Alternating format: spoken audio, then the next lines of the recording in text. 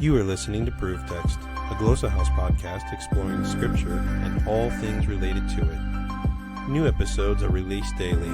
For more information, check out glossahouse.com and subscribe to our channels on Spotify and YouTube. Welcome and enjoy. Shalom and welcome to this week's SLA Insight. My name is Dr. Jennifer Noonan, and we're talking about language acquisition and particularly the ways that output contributes to language acquisition. I've been talking more recently about some specific and practical ways you can incorporate output and encourage output in your students. The last few episodes I've talked about using the in English, 5 W's and an H, who, what, when, where, why, how, to ask good questions to elicit output from your students, as well as other like either or questions and that kind of thing. So today I'm going to continue looking at ways to practically encourage output, and today I'm looking at how to use information exchange tasks to do that. Now, an information exchange task, very basically, is an activity in which students have to share information with each other in order to complete the task. And there are many, many ways to do this. I'm just going to give you 3 brief examples to try to help get you started. So the first one I'm calling a go to the market activity. So what you need to do ahead of time is in your classroom to set up an area that you're going to designate as the market. And you're going to put in there some food items because this activity is going to review food and imperatives.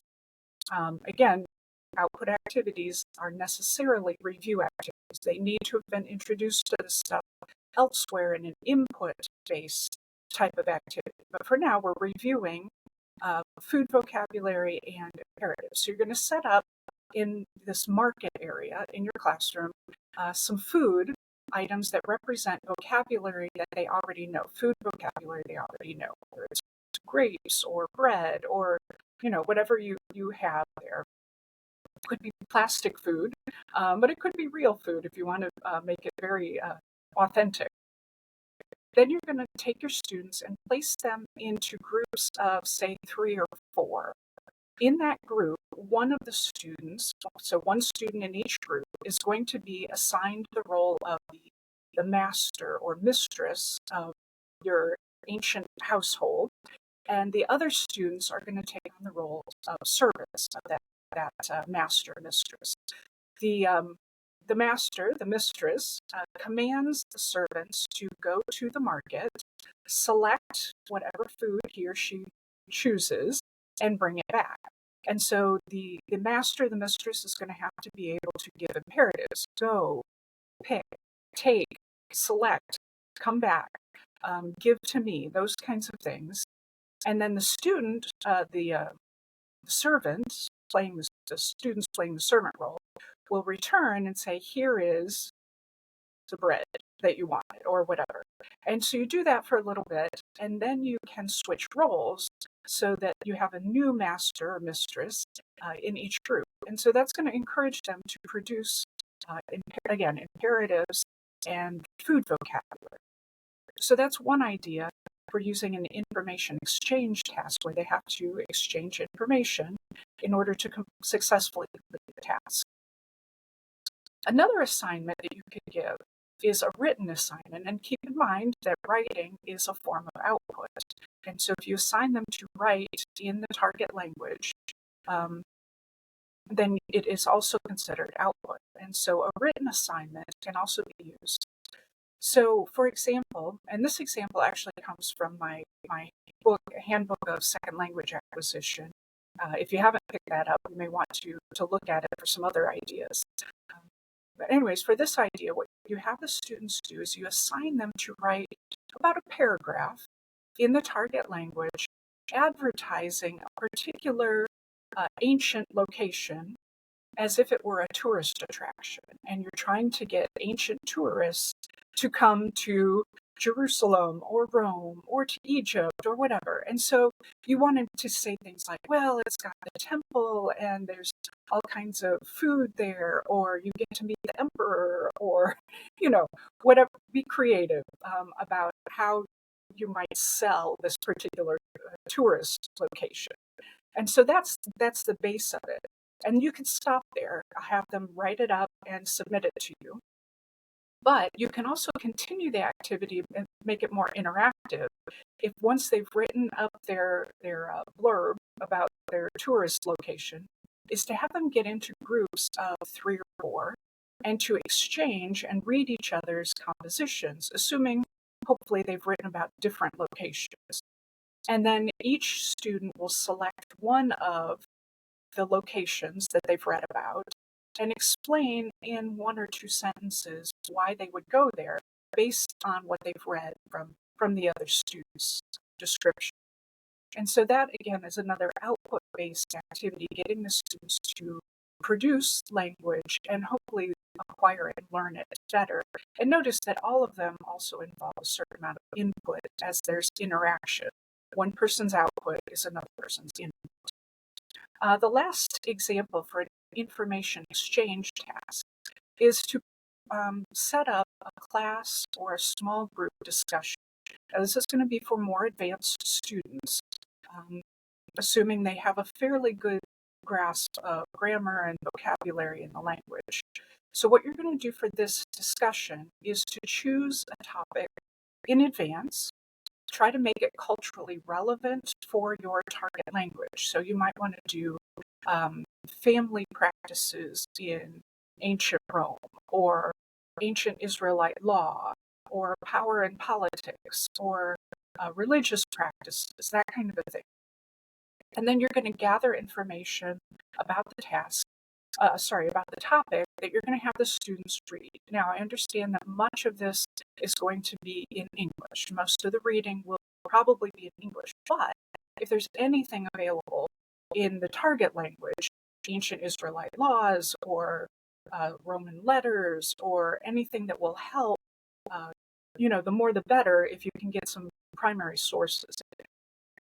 Bible backgrounds, commentaries would be helpful, other extra biblical sources, anything you can come up with that would feed into this topic to have them read. Then you'll assign the students to do that reading, whether it's L1 or L2, to do that reading in advance of the discussion and tell them this is where we're heading. We're going to hold a discussion. So think about this issue and how you might present it. You probably will also need to identify and introduce students to any new vocabulary or grammar that they might need to successfully discuss this particular topic. And then you hold the discussion, either as a large class discussion, or you put them into groups of 2, 3, 4 to discuss together. And depending on the topic, this could be a debate-style discussion where you assign one set of students to debate one side of the issue and another to debate the other side of the issue. For example, should there be an emperor in Rome? Or should the Israelites go to war against the Ammonites? Or, be creative with it, but find different ways to encourage discussion about this particular topic. Another idea for topics could also be perhaps an exegetical discussion in the target language about an ambiguous or challenging passage. So, for example, did God really want a king over Israel? We look at passages in Samuel, Genesis, and Deuteronomy, and maybe a few others. What do you think? Did he really want it? Samuel didn't, but what about God or the narrator? How is that presented? And it's possible to work different sides of that and give different students different perspective to argue in that type of discussion.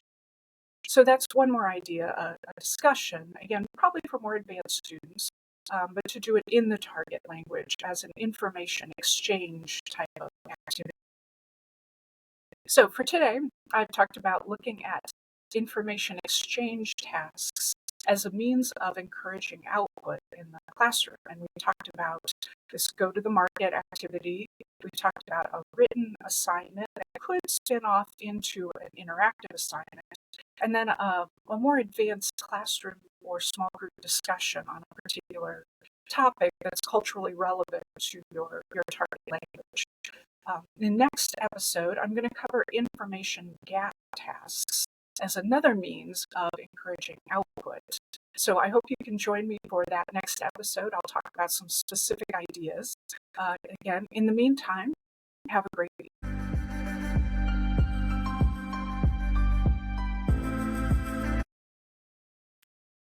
Χαίρετε πάντες, εγώ είμαι η Jesse και τούτε στην Zone Hellenisti. Hello everyone, I'm Jesse Orloff and this is Living in Greek. Σήμερον, αναγινώσκομεν και διαλογιζόμεθα περί των ψαλμών.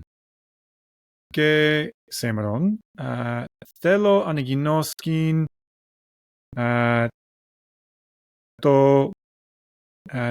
ο ψάλμος 19. Δείκνυμεν νυν την περιοχήν. Εις το τέλος, ψαλμός το Δαβίδ, Υ ουρανίου διηγούνται δόξαν Θεού. Ποιου εσύν δε χειρόν αυτού, αναγγέλει το στερέωμα. Εμέρα τε εμέρα, ρεύγεται ρέμα, και νιούξ νιουκτή αναγγέλει γνώσιν. Ουκ εισήν λαλιέ ουδέ λόγιου, ον ουχή, ακούονται εφωνέ αυτόν. Εις πάσαν ταινιέν εξέλθεν ο φθόγκος αυτόν. Και εις τα πέρατα τες οικουμένες τα ρέματα αυτών. Εν το ελίο έθετο το σκένομα αυτού. Και αυτός, ο νυμφίος, εκπορευόμενος εκ παστού αυτού. Αγαλιάσετε ως γίγας δραμήν οδόν αυτού. Απάκρου του ουρανού έξοδος αυτού. Και το κατάντεμα αυτού έως άκρου του ουρανού. Και ουκ εστιν ως αποκρυβέσετε την τρέμεν αυτού. Την θέρμεν αυτού. Ως αποκρυβέσετε την θέρμεν αυτού. Ο νόμος του Κυρίου άμωμος. Επιστρέφων ψυχάς. Η μαρτυρία Κυρίου πιστέ. Σοφίζουσα νέπεια. Τα δικαιώματα Κυρίου ευθεία. Εφραίνοντα καρδίαν. Εντολέ Κυρίου τελαβιές. Φωτίζουσα οφθαλμούς. Ο φόβος Κυρίου αγνός. Διαμένων εις αιώνα αιώνιος.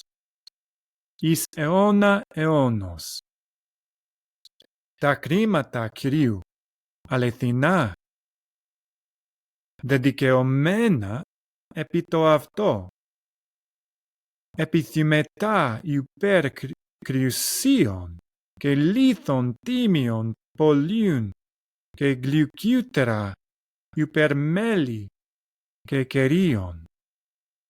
Και έγαρ ο δούλος σου φυλάσσει αυτά. Εν το φυλάσσιν αυτά ανταπόδοσης πολλέ. Παραπτώματα της συνέσει. Εκ των κρυφίων μου καθάρισόν με. Και από αλωτρίων φύσε του δούλου σου.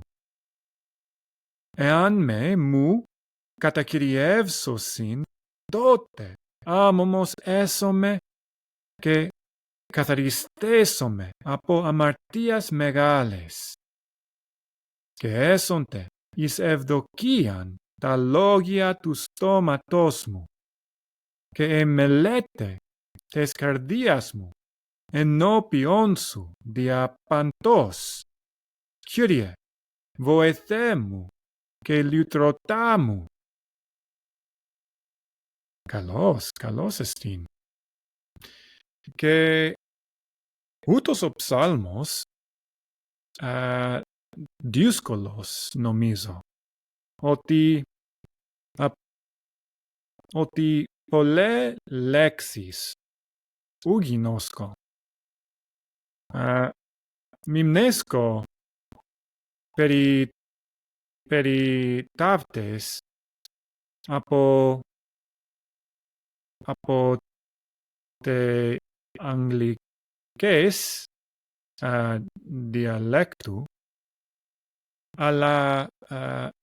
αλλά πολλοί στίχοι δύσκολοι εισιν νιουνί εν τε ελληνική γλώσσα.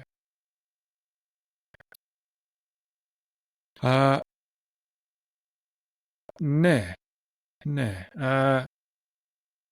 Πρώτος, πού έρχομαι?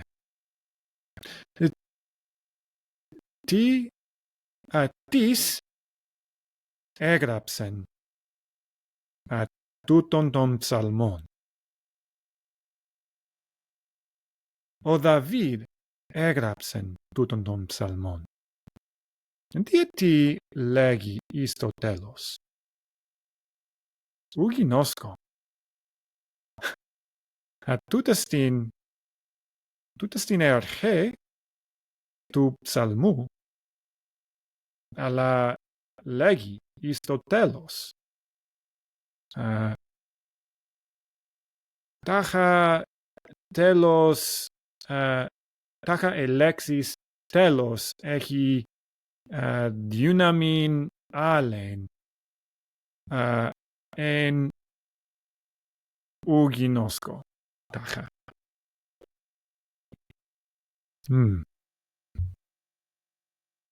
Τι βλέπω τούτο?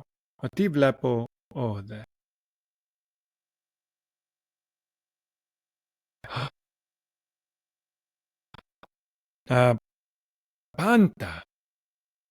Πάντα διηγούνται δόξαν Θεού και ούτως ο ψάλμος λέγει ότι οι ουρανίου διηγούνται δόξαν Θεού. Ποιο εσύνde χειρόν αυτού αναγγέλει το στερέωμα. Το στερέωμα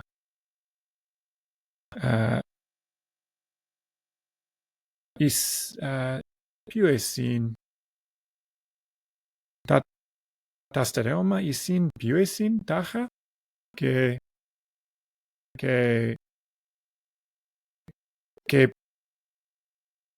πάσε ποιο εσείς αναγγέλει την δόξαν του Θεού. Δύσκολος εστίν, εγώ νομίζω.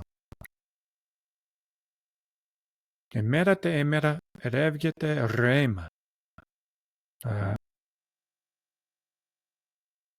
Πάσε εκτίσεις του Κυρίου λέγουσιν περί τες δόξες του Θεού.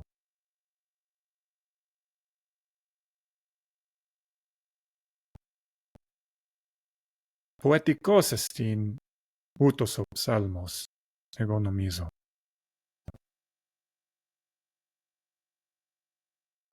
Ναι.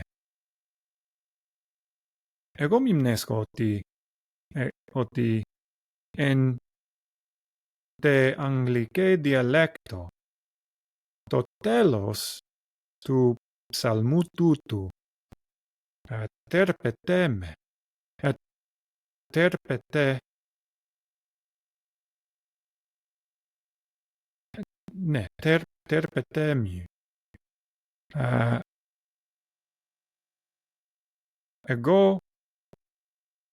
εγώ θέλω βλέπειν κάτω. Ο φόβο, εντολέ, το όνομα, ναι. Εγώ χαίρο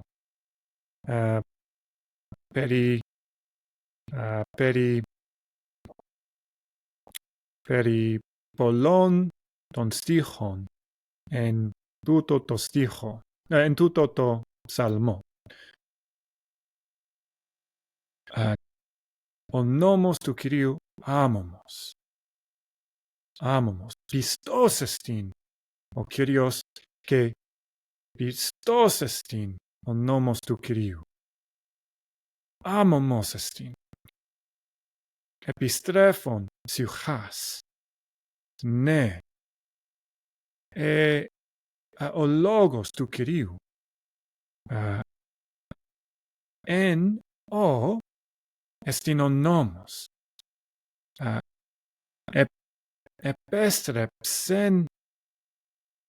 Επέστρεψεν την ψυχήν μου.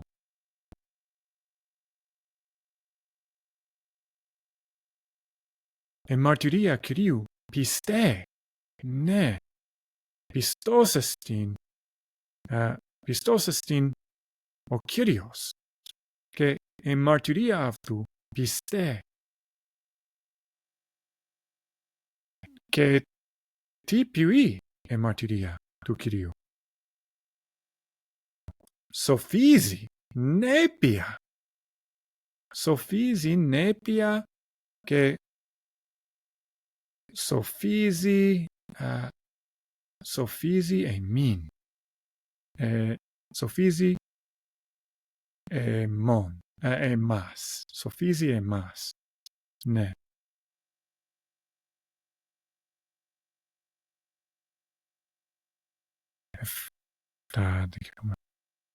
Τι άλλο βλέπω. Ου γινώσκω τελαβιές, αλλά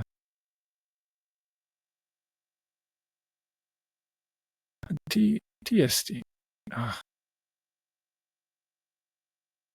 Γιατί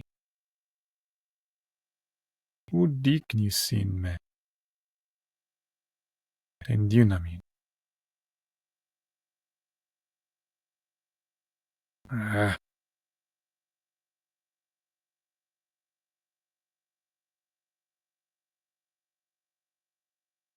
Τελαβιές.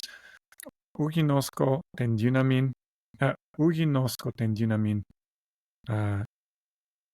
τες λέξεως τελαβιές. Αλλά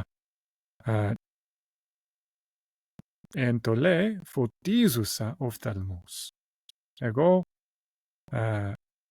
Εγώ γινώσκω τούτο.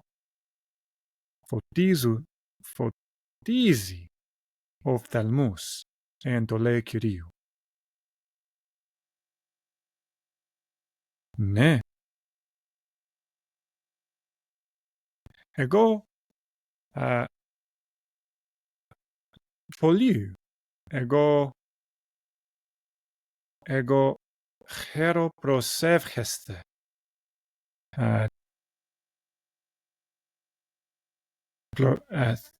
Εγώ χαίρο προσεύχεστε των ύστερων στίχων και έσονται εις ευδοκίαν τα λόγια του στόματός μου και εμελέτε της καρδίας μου ενώπιον σου διαπαντός.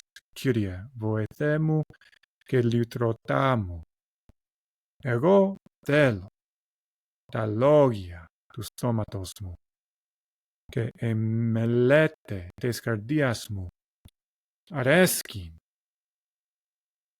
αρέσκην των Κύριων. Ναι.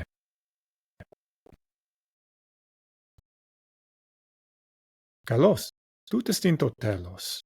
Και εγώ ελπίζω ότι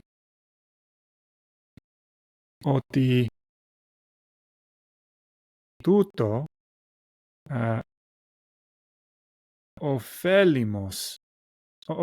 ωφέλιμον εστίν υπέρ ημών. Και ευχαριστώ ημίν και έρωστε.